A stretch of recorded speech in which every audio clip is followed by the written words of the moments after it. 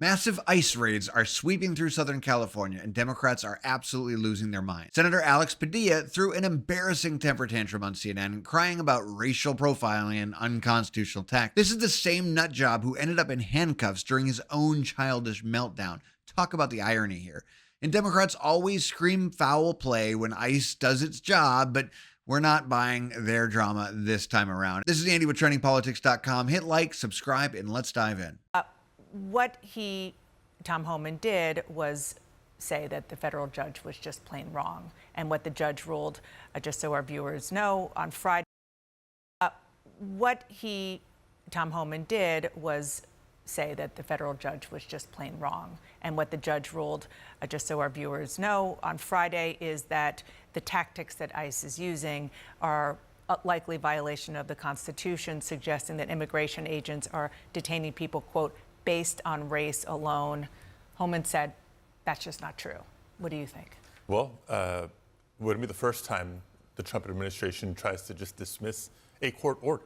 And so it's our job to ensure that we uphold the law, uphold the Constitution.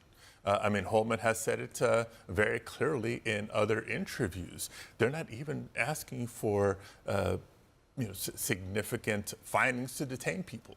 They're going based on appearance, his words, not mine, based on occupation, his words, not mine, based on accents, physical appearance.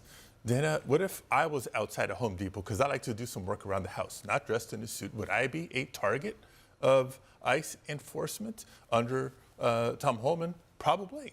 And it's just wrong. It's not just due process rights that have become the concern, but racial profiling. When federal agents involved in immigration enforcement are using racial profiling, they're not enforcing the law, they are breaking it. And I basically asked him about that. He said that he's being misunderstood, that it's factors with an S and not a factor like the way somebody looks or the way they talk. Yeah, but he laid out the factors that he's encouraging them to consider. Again, it is appearance, it's accents, it's occupation. Again, construction workers, farm workers, you name it, the evidence is out there.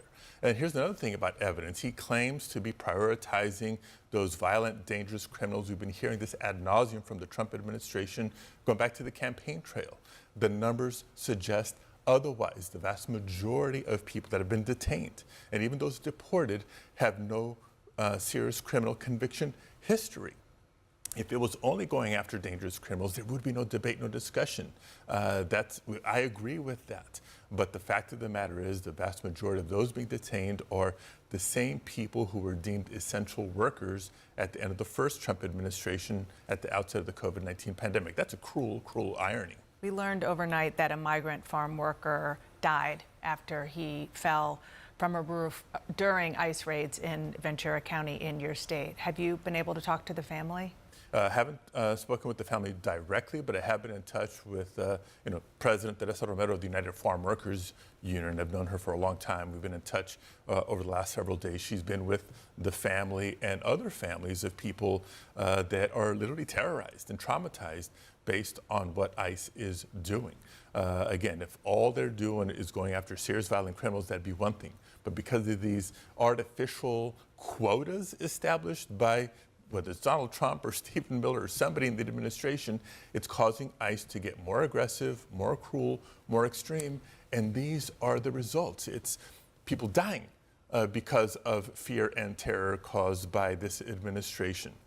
It's not just undocumented immigrants. There's lawful immigrants that are being rounded up. There's United States citizens that are being detained. There are military veterans. He called it collateral arrests. Excuse me? He called it collateral arrests. Yeah, that's how dismissive they are about the people impact, let alone the economic impact that we're all going to be paying. Let me ask you about some of the unrest that's happening in and around the ICE agents as well. Officials are looking for a suspect who appeared to fire a gun at a federal agent during a raid. A few days before that, 10 people were arrested after opening fire outside an immigration detention facility in Texas, injuring a police officer. Authorities say it was a planned ambush. Earlier this week, a man with a rifle and tactical gear was shot dead after firing at Texas Border Patrol, at least a facility. Are you worried that heated rhetoric around this and around the policies are actually putting law enforcement agents at risk? First, let me just denounce any violence. Any violence against law enforcement is unacceptable. Do I think heated rhetoric is, part of what's causing this response? Sadly, yes. And we've seen this administration escalate and escalate and escalate in all ways and manners, whether it's the tactics with which they're going about immigration enforcement. There's a smarter, more effective way to do this than what they're doing. Well, they say that it. Do I think heated rhetoric is, part of what's causing this response? Sadly, yes. And we've seen this administration escalate and escalate and escalate in all ways and manners, whether it's the tactics with which they're going about immigration enforcement. There's a smarter, more effective way to do this than what they're doing. Well, they say that it's the Democrats' rhetoric, some calling ICE agents secret police, comparing them to the Gestapo. Well, I wouldn't use those words, but I do have concern when there are no requirements for ICE agents or other federal agents involved with the immigration enforcement actions to not even identify themselves. I mean, if you're a member of a working class immigrant community and you see unmarked cars roll into your community, people getting out of those cars with no identifiers that they are law enforcement, and literally not just detaining, in your mind, maybe kidnapping.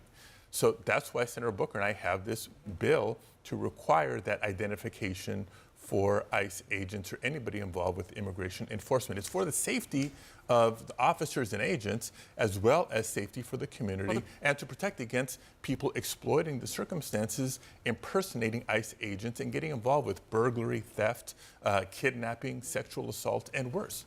The president, as you know, says that they wear masks to protect their own identity from people who want to go after law enforcement.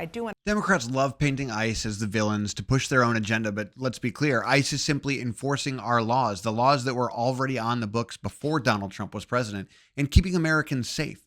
Alex Padilla's tantrum on national TV, this is a perfect snapshot of how out of touch and hysterical the left has become. And remember, this is the same guy who ended up in cuffs because he couldn't control himself. And those are the politicians who think that they should lecture us on morality and lawfulness. Here's the truth. Democrats aren't enraged because ICE is breaking laws. They're enraged because ICE is finally enforcing them. The left's hypocrisy knows literally no bounds, and they're going to cry about injustice while ignoring the real harm done by unchecked illegal immigration to American workers, taxpayers, families, communities, and the lives lost by illegal immigration, radical murdering and killing of our American citizens. Padilla's theatrics aren't fooling anyone. This isn't about justice. It's about political pandering, scoring cheap points with their base. And one more thing. Padilla and his friends keep preaching about how ICE targets the innocent people. Really? Where was their outrage when innocent American citizens became victims due to policies that allowed criminal illegal aliens onto our streets in the first place? The silence was deafening. And the bottom line is, enforcing immigration laws is not racist. It's not unconstitutional, and it's definitely not optional. This is Andy with TrendingPolitics.com. Stay informed, stay vigilant, and I'll see you next time.